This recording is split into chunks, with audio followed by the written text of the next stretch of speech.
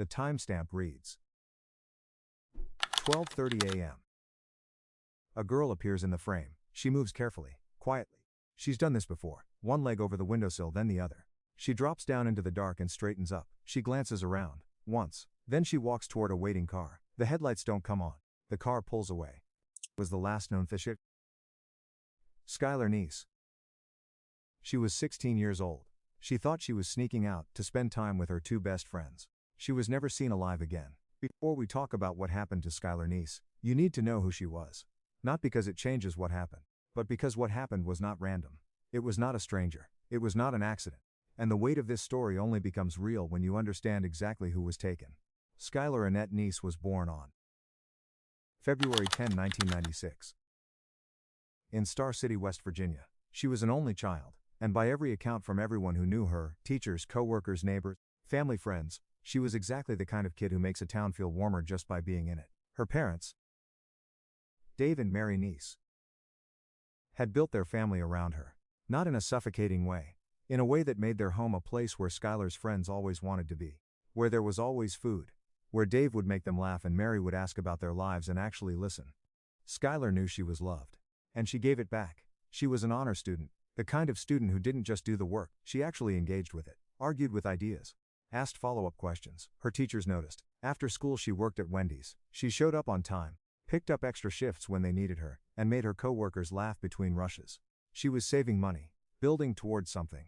Because Skylar Neese had a plan. She wanted to become criminal defense attorney.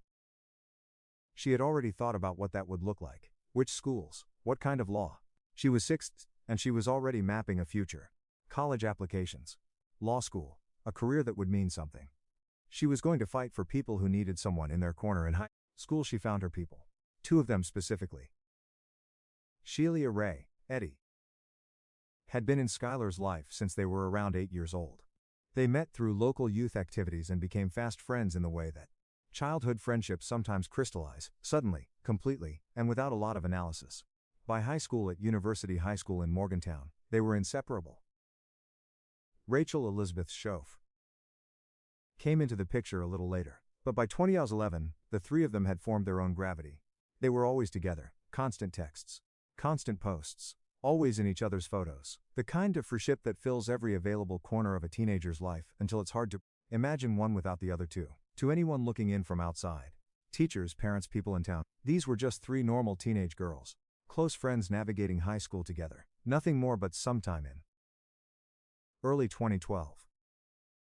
Something changed. It was subtle, the kind of shift that's almost impossible to prove in the moment. Skylar started to feel it first, a distance. Plans she wasn't included in, inside jokes she wasn't part of, conversations that were quiet when she arrived. She noticed. She brought it up. The way you do with people you trust. Directly, honestly. Because you assume the friendship is strong enough to hold the conversation. The answers were vague, dismissive. It's nothing. You're overthinking it. Everything's fine. It wasn't fine. But Skylar kept showing up.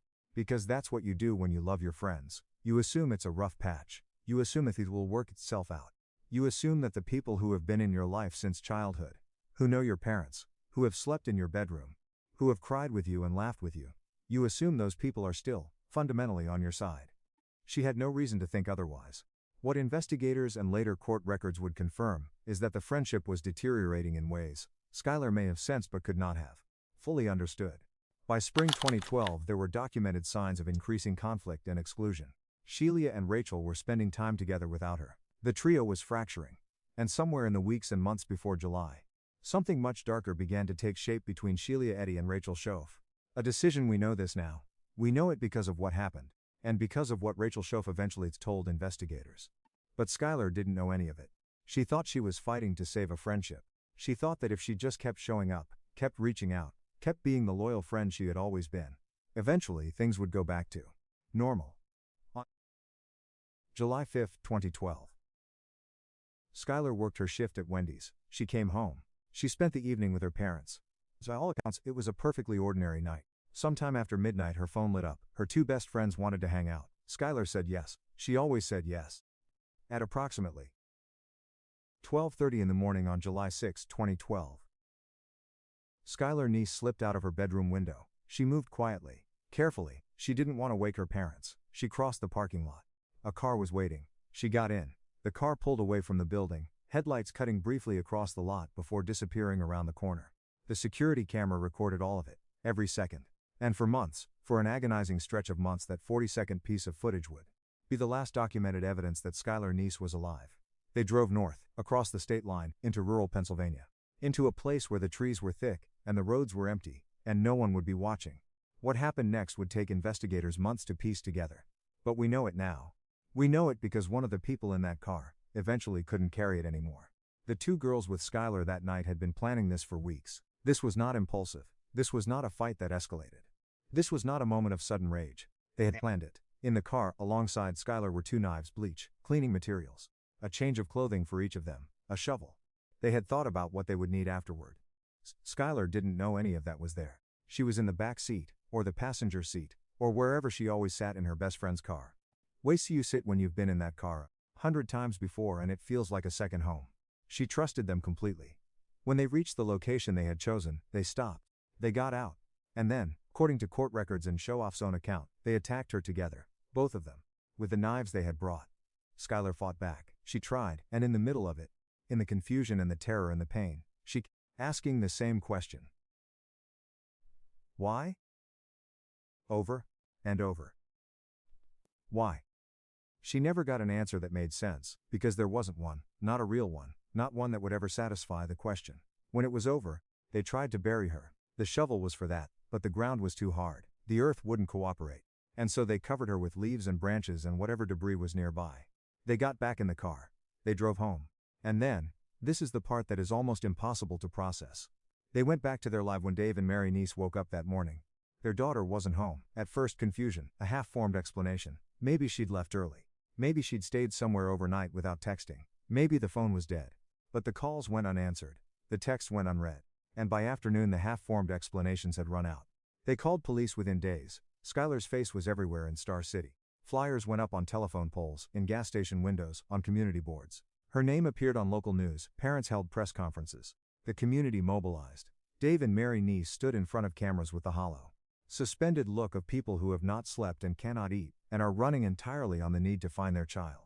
They answered every question reporters asked. They pleaded with anyone who might have information. They said her name over and over, so people would remember it. Skylar Neese, 6 years old. She was last seen on July 6. If you know anything, please call. The community came together the way communities do when one of their own goes missing. Vigils, searches, fundraisers. People putting their own lives on pause to help look for a girl they might never have met.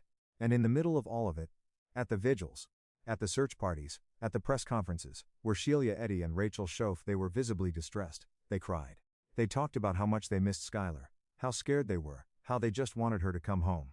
Sheila Eddy was especially visible. She helped hand out flyers. She posted online long, emotional posts about her missing friend. She sat with Skylar's family. She hugged Mary Neese. She looked people in the eyes and told them how devastated she was. She already knew Skylar wasn't coming home. She had been there. This is the part of this story that is hardest to sit with. Not just the murder, though that is devastating enough. But this, that a person can do what Sheila Eddy did, and then turn around and grieve publicly, and hand out flyers, and perform every expected ritual of loss. Without breaking, without flinching, without giving anything away. For months, in the early weeks of the investigation, police were operating with limited information. The security footage was significant, but it raised as many questions as it answered.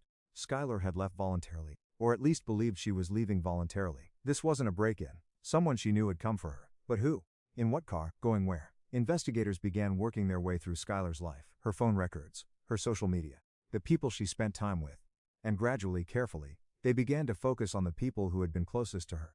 By fall 2012, they had made a critical breakthrough. The vehicle captured on the security footage, the car Skylar had walked toward in the dark, was traced back to Sheila Eddy. It was Sheila's car. The best friend who had been handing out flyers. The best friend who had been posting online. The best friend who had been sitting with Skylar's mother. It was her car. Investigators began interviewing Sheila and Rachel separately. Carefully. The way you do when you're not yet sure what you have, but you sense that the story you're being told doesn't match the story the evidence is starting to tell. There were inconsistencies, small ones at first, the kind you can explain away. But then more, and in different places. And in the specific places where the timelines should have been clearest. By September 2012, The case had grown large enough that the FBI was brought in to assist. The investigations expanded. Cell phone records were subpoenaed. Tower data was analyzed. Every digital footprint from the night of July 5th and the early hours of July 6th put under scrutiny. The picture that emerged was not consistent with the stories the two girls had been telling. Their phones had been active. They had been moving. The data placed them away from where they said they were. And investigators noticed something else. In the weeks and months after Skylar disappeared, the social media activity from both Sheila and Rachel continued normally. Posts, photos, the ordinary cadence of teenage life on the internet. Except that Skylar was gone. And the people who had been her closest friends seemed to be, beneath the surface of the public grieving, carrying on. One particular post, documented and reported on extensively, showed Sheila Eddy posting publicly while investigators now believe she already knew. Skylar was dead and where she was, the timing, the casualness, the disconnect between the public performance of grief and the private knowledge of what had actually happened. It is one of the most deeply unsettling elements of this case. 6 months passed. Think about what that means for Dave and Mary Neese. 6 months of waking up every morning and not knowing. 6 months of the phone ringing and hoping, and then not hoping, and then hoping again. 6 months of Skylar's bedroom staying exactly she left it. Because you don't touch anything. Because touching anything would mean accepting something you're not ready to accept. 6 months of their daughter's face on flyers. 6 months of people asking if there were any updates. 6 months of two teenage girls, who had been in their home, who had eaten at their table, who had known their daughter since childhood, looking them in the eye. In January 2013, Rachel Schoaf began to unravel. Whatever psychological architecture she had built to hold the weight of what she'd done, it had been under strain for months, and in January it collapsed. She suffered what would later be described as a psychological breakdown. She was hospitalized. And in the days and weeks that followed, she began to talk. She spoke to her pastor first, then to her attorney. Then, in carefully documented sessions to investigators, the confession was total. Rachel Schoaf told investigators everything. She told them that she and Sheila Eddy had planned Skylar's murder weeks in advance. That they had chosen a location. That they had assembled what they needed, the knives, the bleach, the clean clothes, the shovel. That they had lured Skylar out of her house after midnight. Because they knew she would come if they asked. Because she always came when they asked. She told them they had driven to rural Pennsylvania. She told them what happened there. And then investigators asked the question. Why? Why did you kill Skylar Neese? And Rachel Schoaf's answer, documented in court records, repeated by investigators, reported by journalists who covered the case, was 4 words. We just didn't like her anymore. That was the answer. That was what Skylar Neese's life was worth to the people who had known her the longest. They just didn't like her anymore. No fight, no conflict that had spiraled, no threat, no provocation. They had simply decided that Skylar had no place in their lives. And instead of walking away, instead of doing what ordinary human beings do when they drift apart from someone, which is to drift apart, they made a different choice. In the years since, during proceedings and subsequent reporting, Rachel Schoaf has offered additional context for the motive. She has referenced a romantic relationship between herself and Sheila Eddy, and suggested that Skylar's knowledge of that relationship had contributed to their decision to kill her. This account has evolved across multiple tellings and proceedings, and investigators and journalists who have covered the case extensively have noted inconsistencies in how the motive has been described over time. What is established, what is documented fact, supported by physical evidence, confession, and the record of 2 guilty pleas is this. Skylar did not attack them. She did not threaten them. She had done nothing to justify what happened to her. She got into a car with her best friends, and they had already decided she would not come home. January 16, 2013. Rachel Schoaf led investigators to the place where Skylar had been left. She took them through the woods to the spot. The ground there had been too hard for the shovel they'd brought. Their plan to bury her had failed. And so they had covered her with leaves and branches and what debris was around, and driven home. When investigators found Skylar's remains, the case transformed completely. A confession alone, even a detailed one, carries legal and procedural vulnerabilities. A confession supported by physical evidence, by a crime scene, by forensic findings that corroborate exactly what the confessor described. That is something else entirely. The forensic examination was thorough. The cause of death was confirmed. Multiple stab wounds. It was ruled a homicide. Evidence gathered from Sheila Eddy's vehicle, including blood reportedly consistent with Skylar, was documented, preserved for legal proceedings. The phone records, the cell tower data, the surveillance footage from the apartment complex. The timeline they had painstakingly reconstructed over 6 months. All of it now had a center, a body, a crime scene. A confirmed ending to the question that had been consuming an entire family for half a year. In March 2013. The remains were formally identified. Dave and Mary Neese were told that their daughter had been found. After 8 months of not knowing. After 8 months of flyers and vigils and prayers and phone calls and every possible kind of hoping, they finally knew. And what they knew was the worst thing a parent can know. The two people who had sat with them in their grief. Who had hugged Mary Neese. Who had held candles in the dark and spoken Skylar's name out loud alongside the rest of the community. Those were the people who had taken her. The arrests, when they came, moved quickly after Shoaff's confession was corroborated by the physical evidence. The community that had been searching for Skylar, that had printed flyers and organized vigils and shared her photo thousands of times online, was about to learn that the answer had been inside the search party the whole time. When it became public that Sheila Eddy and Rachel Shoaff were the suspects, when that news broke across local media and then national media, the reaction was one that's hard to fully describe. Shock is the obvious word, but shock alone doesn't capture the particular kind of horror that came with the specific details. That they had planned it. That they had brought equipment. That they had kept it secret for more than 6 months. That they had participated in the search. That they were 16 years old. There is something specifically destabilizing about that. We have a mental image of what a murderer looks like, what a predator looks like. And these two girls, by every external measure, the same kind of ordinary teenagers as Skylar herself, did not match that image, and that in its own way was part of the horror. Sheila Eddy had been in Skylar's life for 8 years. She had been welcomed into the Neese home. Dave and Mary knew her. She knew them. She knew where the bathroom was, and which cabinet held the snacks and what time the Neeses went to sleep. She had used all of that. The legal proceedings began moving through 2013. By May 2013. At Mars. Rachel Shoaff was in front of a judge. She entered a guilty plea. Second-degree murder. She was 16 when the crime occurred. She would be sentenced and imprisoned. In September 2013. The charges against Sheila Eddy were made public, after months of investigation, after the physical evidence had been confirmed, after the full scope of the conspiracy had been laid out in court document. She was formally charged. At January 24, 2014. Sheila Eddy stood in a courtroom and entered her own plea. Guilty. First-degree murder. There was no trial, no competing theories, no defense attorneys calling witnesses to challenge the narrative. There was only the evidence, the confession, the body, the blood in the car, the phone records, the surveillance footage, the timeline, the testimony, and 2 young women who in the end, did not contest what they had done. The prosecution's position was straightforward.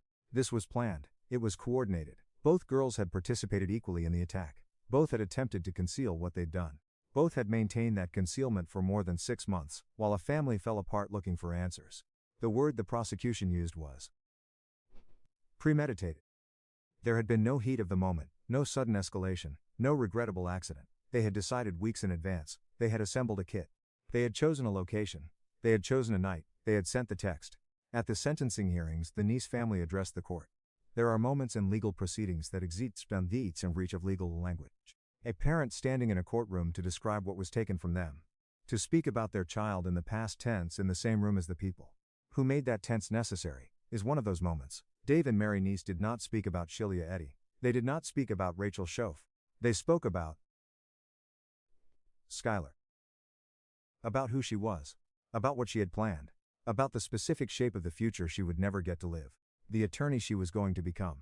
The family she might have built. The years she should have had. Rachel Shoaff was sentenced to 30 years in prison, with parole eligibility after 10 years. Sheila Eddy was sentenced to first life imprisonment with mercy, with parole eligibility after 15 years in 2023. Rachel Shoaff appeared before a parole board. She was denied in 2024. She appeared again. She was denied again. 2026. Both Sheila Eddy and Rachel Shoaff remain incarcerated. In the months and years after the evictions, the full picture of what happened on that rural Pennsylvania road came into focus through court documents, investigative reporting, and legal proceedings. The preparation alone says something. They had brought 2 knives, not one. They had brought bleach and cleaning materials. Because they intended to clean the car afterward. They had brought a change of clothes. Because they expected to be covered in blood, and needed to be able to drive home without appearing as though anything had happened. They had brought a shovel, because they planned to bury her. This wasn't thought up in a moment. Someone sat down and made a list. Someone gathered the items. Someone put them in a bag and put the bag in the car. According to Shoaff's account, the account she gave to investigators and that formed the basis of both prosecutions. The attack began after a pre-arranged countdown, both of them at the same time, and Skylar in the middle of it kept asking why. She kept asking why. 16 years old, in the dark, in the woods, with people she had trusted her entire teenage life, asking the only question that made sense. Why? The question was never answered in a way that satisfied it. Because no answer ever could. They didn't like her anymore. Maybe there was more to it. The shifting motive explanations suggest the situation was more complicated than those 4 words. But whatever the full truth was, it did not rise to the level of justification. It never could. Skylar Neese had done nothing that warranted what was done to her. She had simply been in the way of something she didn't fully understand. The convictions closed the legal chapter of this story. But the story itself, for the Neese family, for the community, for everyone who followed it, doesn't end with a guilty plea. Dave and Mary Neese continued to speak publicly in the years that followed. They gave interviews, they attended parole hearings. They kept Skylar's name in front of people who might otherwise have let it fade. They did not let it fade. In West Virginia, the case had policy implications. Legislation pursued informally under the name Skylar's Law addressed improvements to how missing person cases involving teenagers are handled. Efforts driven in part by advocates who were moved by what had happened and wanted to ensure that other families might get answers faster. The case also generated significant national attention, particularly in discussions about the particular dynamics of teenage friendship and the signs, often invisible from the outside, that something has gone deeply wrong. Investigators who worked the case spoke in subsequent interviews about how profoundly the evidence challenged their assumptions, not just about who could commit this kind of violence, but about the elaborate capacity of people, very young people, to maintain a deception in public while carrying a secret of this magnitude in private. 6 months. Sheila Eddy maintains for months. There is something about a missing person flyer that is unlike almost any other artifact of grief. It is a family's hope compressed into a piece of paper. It is a photograph chosen because it looks most like your child. A phone number that represents everything you're willing to do. A description of a person in the specific and inadequate language of a form. Height 5'2", hair brown, eyes brown, last seen wearing. Sheila Eddy held those flyers. She distributed them. She looked people in the eye while doing it. This is the betrayal at the very center of this case, and it's worth sitting with, because it goes beyond the violence itself. We teach children, from the time they're old enough to understand language, to watch out for strangers. We teach them about danger from the outside, from the unfamiliar, from the dark. What we almost never find the words to teach is what to do when the danger is already inside. When it already knows your name and your family and the sound of your laugh. Skylar Neese wasn't taken by a stranger. She was taken by someone who had celebrated her birthday. Who knew which window she climbed out of? Who knew exactly which text to send to make sure she would come? Skylar Neese was 16 years old. She had been talking about her future out loud since she was old enough to have ideas about it. A lawyer, a defender. Someone who would stand in a courtroom and fight for people who couldn't fight for themselves. She had a job. A family that loved her. 2 parents who would have done anything for her. She had named her future. When Rachel Shoaff was denied parole in 2023, Skylar's family was there. When she was denied again in 2024, they were there again. They will keep showing up. Because that is what Dave and Mary Neese do. They show up for their daughter the only way they still can. The parole hearings are documented on the public record. In some of them, Rachel Shoaff has spoken. She has expressed remorse. She has offered explanations. She has described what she says she has learned and how she sees she has changed. The parole board has twice decided that was not enough. Sheila Eddy, serving a life sentence, remains incarcerated. She is in her late 20s now. The same age Skylar would have been. Skylar at around 10 years old. Laughing at something we can't see. Whoever took the picture caught her completely off guard. Completely herself. Skylar with her parents. All 3 of them squinting into the sun. Dave's arm around her shoulder. Mary grinning, a school portrait. Her smile open and easy and completely undefended. She would have been 30 years old by now. She would have graduated high school. She would have moved into a dorm somewhere. Or driven home every other weekend because she missed her parents. She would have sat in law school lectures and thought about the cases she wanted to take. She would have had a life, the specific, irreplaceable, completely ordinary life she was already building at 16. She would have been someone's attorney, someone's friend. She would still have been her parents' daughter. At 12:30 in the morning, On a night in July that looked like every other night before it, a 16-year-old girl climbed out of her bedroom window. She moved carefully. She didn't want to wake her parents. She crossed the parking lot. And she got into a car, without hesitation, without fear, because the people inside it were the people she trusted most in the world. She had known one of them since she was 8 years old. In memory of Skylar Neese. February 10, 1996, July 6, 2012. Rachel Schoaf remains incarcerated, denied parole in 2023 and 2024. Sheila Eddy remains incarcerated, serving a life sentence with mercy. Dave and Mary Neese continue to honor Skylar's memory and have attended parole proceedings to ensure her voice remains part of the record. All events depicted are based on verified court records, law enforcement accounts, and documented journalism.